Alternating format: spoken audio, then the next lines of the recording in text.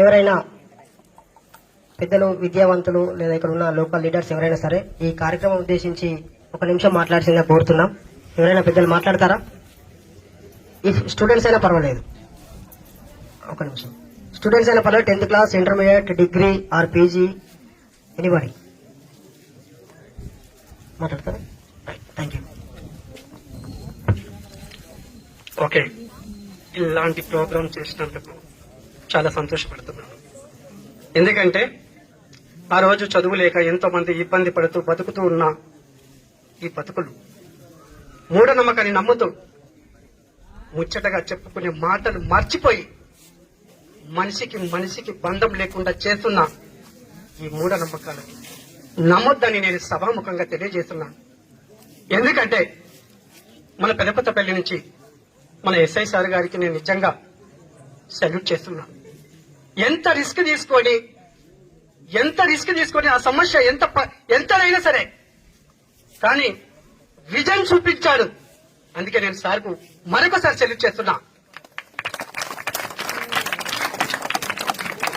నేను ఇప్పటి వరకు కూడా చాలా మందిని చూశాను పోలీస్ వ్యవస్థలో, నాకు చాలా మందిని చూశాను.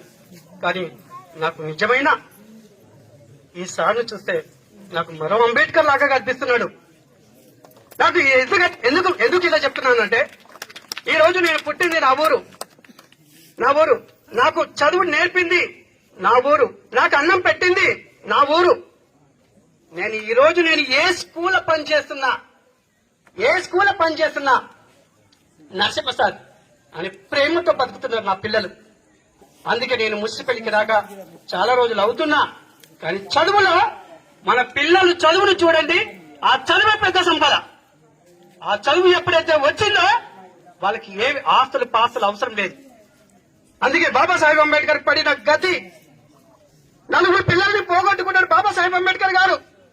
మళ్ళీ ఆ రోజుల్లో ఆయనకి తిండి లేక బాబు చచ్చిపోతే, అమ్మ రమాబాయి గారు మీరు ఏం పర్వాలేదు, నేను మీటింగ్ లో ఉన్నా, రేపటి తరం నా తరం, రేపు ఈ కొడుకు ఒక్కడు చచ్చిపోతే నాకు 1000 మంది కొడుకులు ఉన్నారని చెప్పి బాబాసాహెబ్ అంబేద్కర్ ఆ మీటింగ్ లో రౌండ్ టేబుల్ సమావేశంలో పాల్గొన్నాడు. మా తల్లి రమాబాయి గారు కనీసం ఏమి లేకుండా తాను కట్టుకున్న చీర, పెళ్లికి తెచ్చిన చీర, ఆ గుడ్డ చింపి ఆ బాబుకు కప్పింది. మళ్ళీ బాబాసాహెబ్ అంబేద్కర్ గారు ఏం చెప్పారు? మూఢనమ్మకాలు లేవని చెప్పారు. మహాత్మా జ్యోతిరావు పూలే గారు ఏం చెప్పారు? మూఢనమ్మకాలు లేవని చెప్పారు. సావు మహారాజ్ గారు ఏం చెప్పారు? మూఢనమ్మకాలు లేవని చెప్పారు. అందుకే నేను మీ అందరి కోసం ఒక పాట పాడతాను, ఓకేనా? చదువు నేర్చుకొని చల్లగా ఉండాలి,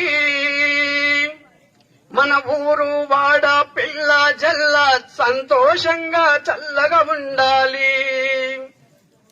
చదువు నేర్చుకొని చల్లగా ఉండాలి, మన ఊరు వాడ పిల్ల జల్ల సంతోషంగా చల్లగా ఉండాలి.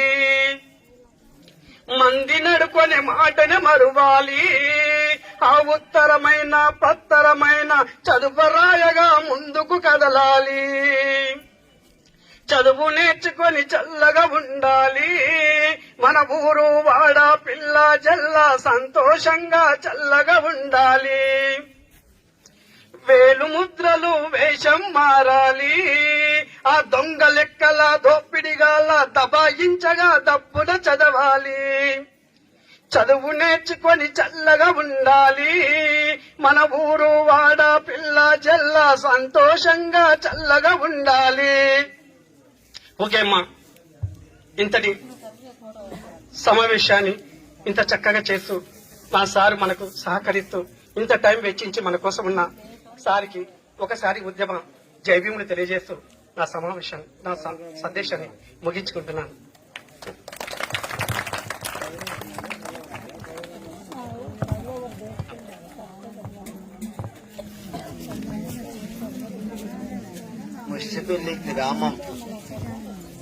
ముష్టిపల్లి గ్రామం బయ్యలు, మాలలు, మాదిగలు అందరమ్మ కలిసి మంచిగా